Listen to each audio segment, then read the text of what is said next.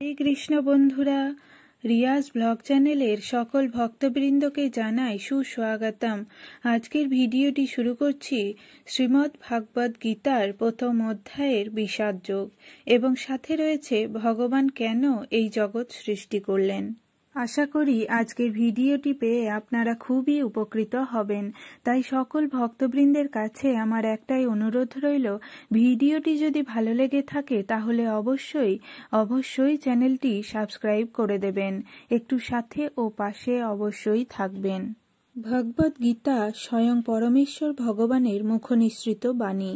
গভীর নিষ্ঠা ও আন্তরিকতার সঙ্গে নিয়মিতভাবে কেবল ভগবদ্গীতা শ্রবণ ও কীর্তন করলেই হবে। ভগবান বলেছেন, অভ্যাসের দ্বারা বিপদগামী না হয়ে যার মন সর্বদা আমাকে স্মরণ করে সে নিঃসন্দেহে আমার কাছে ফিরে আসবে। এই পদ্ধতি মোটেই কঠিন নয়, তবে তার শিক্ষা গ্রহণ করতে হবে অভিজ্ঞ ভগবত তত্ত্বজ্ঞ ব্যক্তির কাছ থেকে, যিনি ইতিমধ্যেই এই অনুশীলনে প্রবৃত্ত হয়েছেন।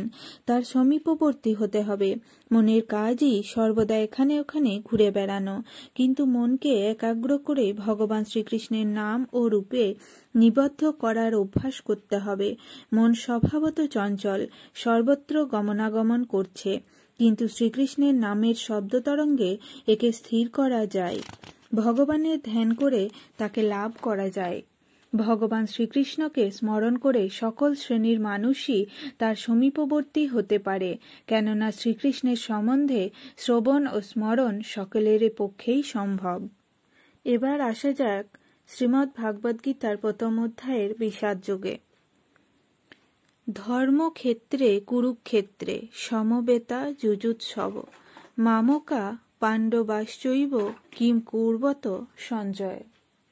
ধৃতরাষ্ট্র বললেন, হে সঞ্জয়, ধর্মক্ষেত্রে কুরুক্ষেত্রে যুদ্ধ করার মানসে সমবেত হয়ে আমার পুত্রেরা এবং পাণ্ডুর পুত্রেরা কি করল? শ্রীমদ্ ভাগবদ্গীতা বহু পাঠিত ভগবত তত্ত্ব বিজ্ঞান, যার সারমর্ম গীতা মাহাত্ম্যে বর্ণিত হয়েছে। সেখানে বলা হয়েছে যে ভগবদ্গীতা পাঠ করতে হয় ভগবত তত্ত্বদর্শী কৃষ্ণ ভক্তের তত্ত্বাবধানে, পুঙ্খানুপুঙ্খভাবে বিশ্লেষণ করার মাধ্যমে এবং ব্যক্তিগত উদ্দেশ্য প্রণোদিত ব্যাখ্যাসমূহ বর্জনপূর্বক এবং তা হৃদয়ঙ্গম করার চেষ্টা করা উচিত। যথাযথ হৃদয়ঙ্গমের দৃষ্টান্তটি ভগবদ্গীতাতেই প্রদান করা হয়েছে অর্জুনের মাধ্যমে, যিনি স্বয়ং ভগবানের কাছ থেকে সরাসরিভাবে গীতা শ্রবণ করার পর তা হৃদয়ঙ্গম করেছিলেন।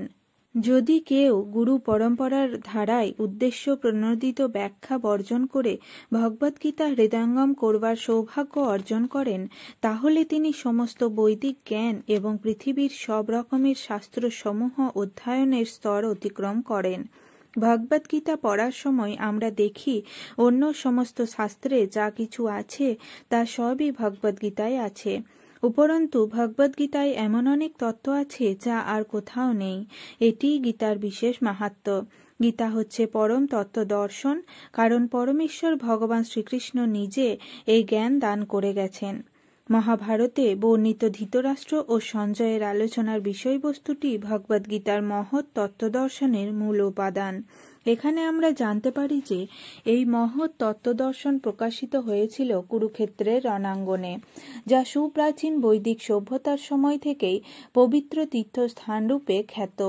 ভগবান যখন মানুষের উদ্ধারের জন্য স্বয়ং এই পৃথিবীতে অবতরণ করেছিলেন, তখন তিনি পরম তত্ত্ব সমন্বিত এই গীতা দান করেন। ধর্মক্ষেত্র শব্দটি খুবই তাৎপর্যপূর্ণ, কারণ কুরুক্ষেত্রে যুদ্ধক্ষেত্রে ভগবান শ্রীকৃষ্ণ অর্জুনের পক্ষ অবলম্বন করেছিলেন। কৌরবদের পিতা ধৃতরাষ্ট্র তার পুত্রদের চূড়ান্ত জয়ের সম্ভাবনা সম্বন্ধে অত্যন্ত সন্দিগ্ধ ছিলেন। তাই দ্বিধাগ্রস্ত চিত্তে তিনি তার সচিব সঞ্জয়ের কাছে জানতে চাইলেন তারা কি করল। তিনি নিশ্চিত ছিলেন যে তার পুত্রেরা ও তার কনিষ্ঠ ভ্রাতা পাণ্ডুর পুত্রেরা কুরুক্ষেত্রের ভূমিতে যুদ্ধ করবার মানসেই সমবেত হয়েছে। তবুও তার অনুসন্ধানটি ছিল তাৎপর্যপূর্ণ।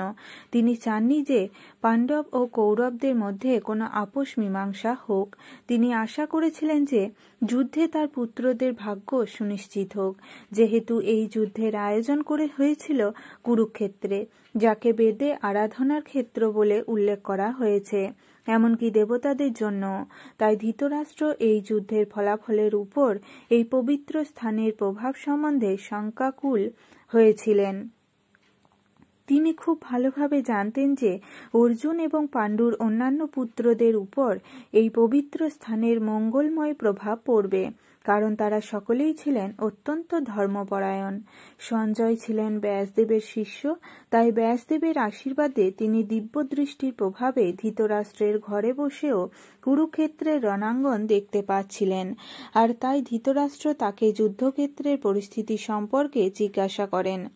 পাণ্ডবেরা এবং ধৃতরাষ্ট্রের পুত্রেরা ছিলেন একই পরিবারভুক্ত, কিন্তু ধৃতরাষ্ট্রের মনোভাব এখানে প্রকাশ পেয়েছে।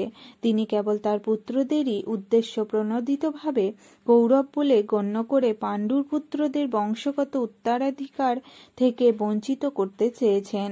এভাবে তার ভ্রাতুষ্পুত্র বা পাণ্ডুপুত্রদের প্রতি তার মনোভাবের মাধ্যমেই ধৃতরাষ্ট্রের বিশেষ দৃষ্টিভঙ্গিটি সম্বন্ধে বোঝা যায়। ধান খেতে যেমন আগাছাগুলি তুলে ফেলা দেওয়া হয়, ঠিক তেমনি এই আলোচ্য বিষয়টির শুরু থেকেই এটি আশা করা যায় যে কুরুক্ষেত্রের ধর্মক্ষেত্রে, যেখানে ধর্মের জনক শ্রীকৃষ্ণ স্বয়ং উপস্থিত রয়েছেন, আগাছার মতোই ধৃতরাষ্ট্রের পুত্র ও তাদের অনুগামীদের উপড়ে ফেলা হবে এবং ভগবানের ইচ্ছাক্রমে ধার্মিক যুধিষ্ঠিরের নেতৃত্বে ধর্মপরায়ণ মাহাত্মাগণের পুনঃপ্রতিষ্ঠা হবে। ঐতিহাসিক এবং বৈদিক গুরুত্ব ছাড়াও ধর্মক্ষেত্রে ও কুরুক্ষেত্রের শব্দ দুটির এই হল তাৎপর্য। এবার আসা যাক ভগবান কেন এই জগৎ সৃষ্টি করলেন। জীব তার স্বতন্ত্র ইচ্ছায় ইন্দ্রিয় তৃপ্তি ও ভোগের বিষয় আকাঙ্ক্ষা করতে পারে। তার সেই সব আকাঙ্ক্ষা পূর্ণ করার সুযোগ করে দেওয়ার জন্য এই জগৎ সৃষ্টি হয়েছে।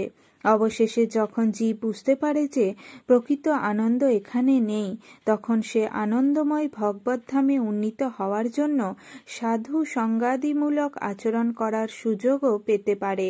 এই জন্যই ভগবান এই জড়জগৎ সৃষ্টি করেছেন। ভিডিওটি ভালো লাগলে এবং ভাগবত কথা যদি ভালো লেগে থাকে তাহলে অবশ্যই কমেন্ট করে জানাবেন, সাথে সাবস্ক্রাইব করতে ভুলবেন না। রাধে রাধে।